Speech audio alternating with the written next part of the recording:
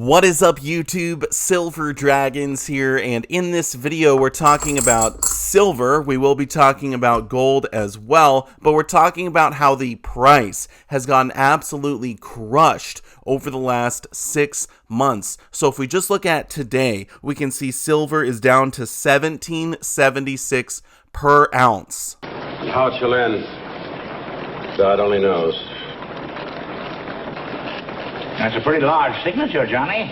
So silver is back in the $17 range. This is actually a 2-year low for silver, and gold is at $16.94. So gold is back down into the $1,600 range. This is a huge downturn in the price of precious metals. But if we zoom out to the 6-month chart, it gets worse. Silver is down over $8 an ounce over the last 6 months. Gold is down over $350 per ounce over the last 6 months. So we'll be talking about why precious metals prices are going down, and also stick around for the end of the video because I will talk about what you should be doing in times like these. Should you be buying more silver, more gold, or should you be just holding what you have, possibly looking at selling? That's the most important part of the video, so make sure you stick around for that. All right, let's do it. Thank you so much for watching my video. I do sincerely appreciate it. If you want to learn more about investing in precious metals, or if you just want to watch awesome videos about gold and silver, make sure to subscribe to my YouTube channel. Okay, so what is going on with precious metals prices? Why are they getting absolutely crushed right now? We're mostly going to focus on silver in this video. Why is silver getting obliterated? So let's check out this article. All right, so I think that this article paints a really good picture of what's going on right now and sort of what's been going on over the last few months. So this is kitconews.com. The author is Gary Wagner. The headline reads, Powell's speech creates persistent pessimism in equities and precious metals. And of course, he's talking about Jerome Powell's speech last Friday. Now, the part of the article that I want to start on is down here. But by the way, this is gold futures.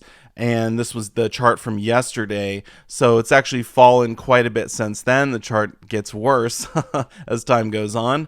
But let's start down here. Powell's keynote speech last week has had a persistent influence, which continues to drive U.S. equities and precious metals to lower pricing. His message was resolute and clear, reaffirming that the Federal Reserve is intent on moving inflation lower at any cost. According to the evening briefing by Bloomberg, Chairman Powell has abandoned his notion that a soft landing is possible and is now aiming for something that will potentially result in much more pain for American corporations and individuals. However, many analysts are convinced that the hawkish monetary policy of the Federal Reserve will not be enough to achieve its intended goal. Let me pause there for a second. So Powell has now said we're not going to have a soft landing, and obviously we're not, because we're in a recession right now. It's so funny. I mean, they basically lie until they can't lie anymore, right? I mean, back in 2020, I was saying, look at all of this currency creation. This is going to create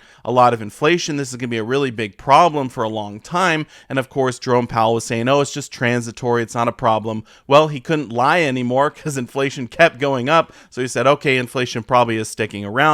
But, you know, we're going to fight it. I don't think we're going to go into a recession. Everything's going to be fine. We'll have a soft landing. No big deal. Well, lo and behold, we now have 2 consecutive quarters of negative GDP. So we are in a recession. We've been in a recession all year. But instead of saying, okay, yes, we're in a recession, we're going to have to act like we are. No, they just say, we'll change the definition. And now finally he's saying, okay, we're not going to have a soft landing. We're definitely going to experience a lot of pain. It's like, dude, I've been saying this for months and months and months. You're finally getting on board, but you know, that's the thing. They just can't lie anymore. So eventually they have to come clean and say, all right, this is the way it's going to be. But let's keep on moving on here. According to Natasha Solo Lyons, oh man, I probably butchered that name, who penned the evening briefing, says that analysts have put a name to this economic scenario using the paradoxical name of a growth recession. How hilarious is this? A growth recession. Okay, how can you be in a recession but also also growing. I mean, that's literally not possible. I mean, that's like two opposites. And so putting them together is just hilarious to me. But anyway, it differs from a soft landing and that it is defined as a protracted period of meager growth and rising unemployment. It differs in that it stops short of an outright recession.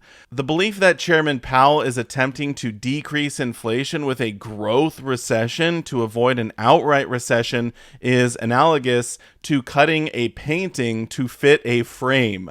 The simple truth is that a recession is most likely unavoidable. I mean, I think it's already here, obviously. It is here. And it is a question of how deep the recession will be and how much pain it will inflict on corporations and Americans in 2023. To achieve the target inflation level of 2% when the most current data vis-a-vis the PCE is above 6% is an unrealistic pipe dream without raising interest rates to match the current rate of inflation or incrementally moving rates higher with the understanding that it will be a multi-year process to tackle inflation. A historical perspective of how different Federal Reserve chairmen face the task of bringing inflation to an acceptable target level shows that it has never been accomplished without raising interest rates to match the current level of inflation. So that's the thing right there. Basically, Powell is saying, we are going to fight inflation at all costs. We're going to continue to jack up rates, and there's going to be a lot of pain. People are going to be unemployed. People are not going to be able to afford, housing and things like that. But who cares? Because inflation is our main goal. And so, look, I mean, if they keep on raising rates, this is probably going to be bad for precious metals in the sense that it's going to bring the price lower and lower and lower, because basically what they're trying to do is make the dollar stronger and stronger and stronger. And when the dollar goes up, precious metals go down, but they can't do this forever. If we pull up the CME Group FedWatch tool, we can see they're now predicting a 72% chance of a 75 basis point rate hike at the next FOMC meeting. So basically they're saying, yes, they're going to continue to fight inflation as hard as they have been. They're not slowing down. They're not putting on the gas either. They're just, raising rates at the same pace they have been. But if they're not slowing down, they're continuing to move at the same rate. Well, I mean, really what they're saying is that we're dedicated to fighting inflation. We're not backing off yet. We need to get the interest rate above the inflation rate.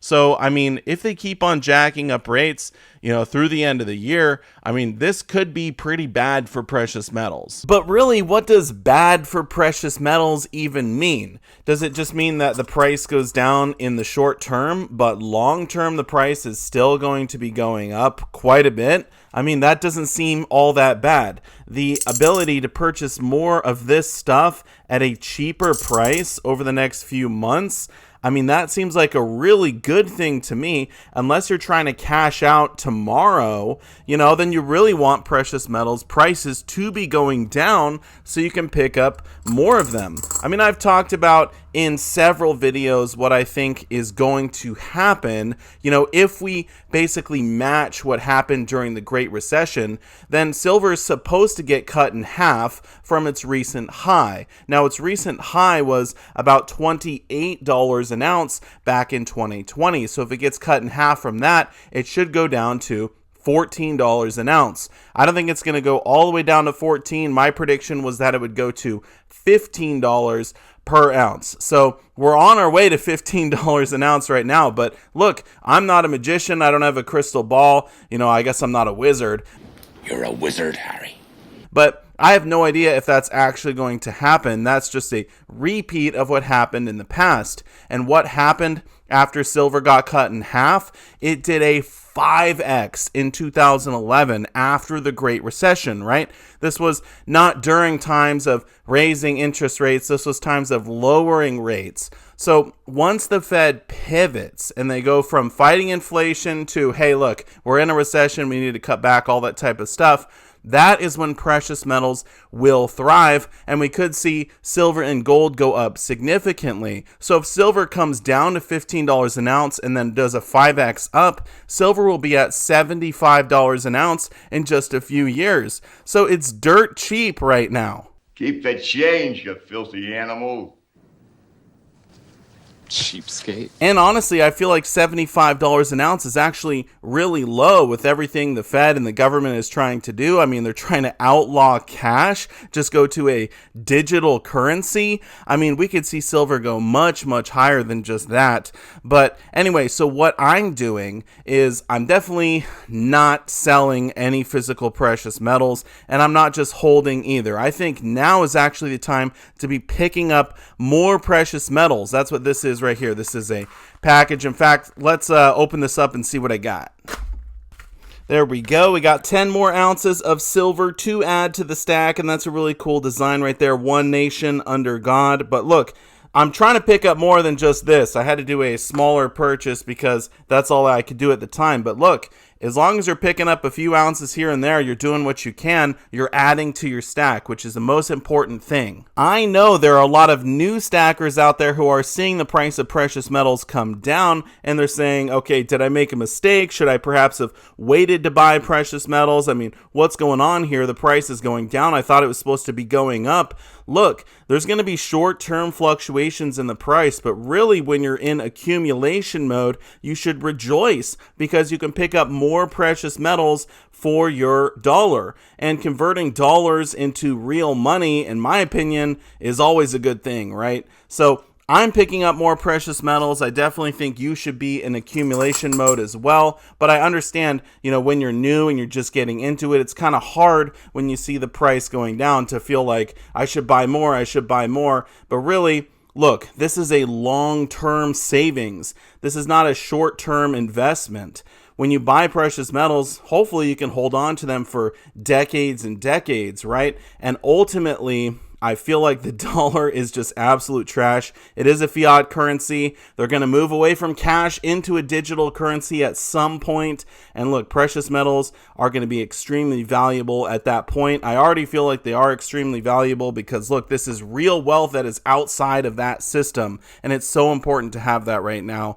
But anyway, what are your thoughts on everything that's going on? What are you doing? Are you purchasing more precious metals? Are you waiting to see if the price goes even lower? I do want to say a massive thank you so much for watching my video, and I will see you all in the next one. Silver Dragons out.